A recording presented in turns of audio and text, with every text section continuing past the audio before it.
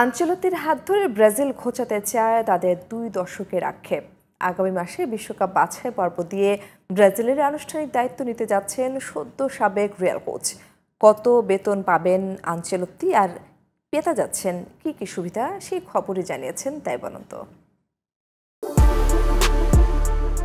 চুক্তির মেয়াদ শেষ হওয়ার ১ বছর আগেই প্রিয় সান্তিয়াগো বার্নাব্যু ছাড়বেন কোচ আনচেলত্তি। দ্বিতীয় মেয়াদে কোচ হিসেবে বেশিরভাগ সময় কেটেছে সাফল্যে, কিন্তু চলতি মৌসুম চিরপ্রতিদ্বন্দ্বী বার্সার কারণে একেবারে ভালো কাটছে না, থাকতে হচ্ছে শিরোপাহীন। সান্তিয়াগো বার্নাব্যু ছাড়ার আগে শেষটা জয় দিয়ে সুন্দরভাবে করতে চান তিনি।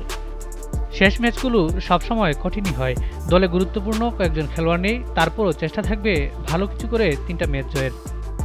২৬ মে থেকে সেলেসাওদের দায়িত্ব নেবেন আনচেলত্তি, তবে তার আগে ব্রাজিলের দল নিয়ে মাথা ঘামাতে চান না তিনি।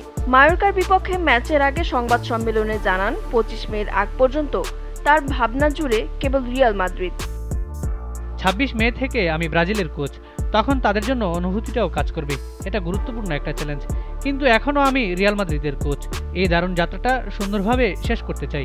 আমি জানি আমি যেটা করতে চাই সেটা নিয়ে ব্রাজিলও আগ্রহী হবে। আমি যেদিন এখান থেকে বিদায় নিব সেদিন এসব নিয়ে ভাববো, কারণ এই ক্লাব এবং ক্লাবের সমর্থকদের আমি সম্মান করি।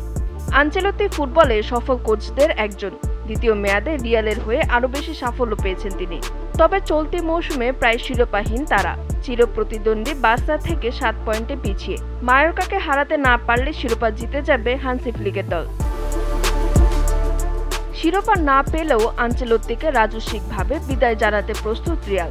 তবে চুক্তি থাকার পরও রিয়াল ছাড়া বিষয়ে বেশ আবেগঘনভাবে জানিয়েছেন, ক্লাবের সাথে কখনো সমস্যা ছিল না তার, আর কখনো হবেও না। ফুটবল জীবনের মতোই দুঃসাহসিক, সেটা শুরু বলি আর শেষ। আমি মনে করি আজ বা কাল তো ছাড়তেই হবে। দেখুন, আমি ভালোভাবে এর শেষটা করতে চাই।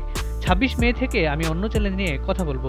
এই ক্লাবের সঙ্গে আমার কখনো কোনো সমস্যা ছিল না, আর ভবিষ্যতেও সমস্যা হবে না। রিয়াল সোসিয়েদাদের বিপক্ষে আসলে রিয়ালের শেষ ম্যাচের পর নতুন কোচ ঘোষণা দিতে পারে ক্লাব কর্তৃপক্ষ।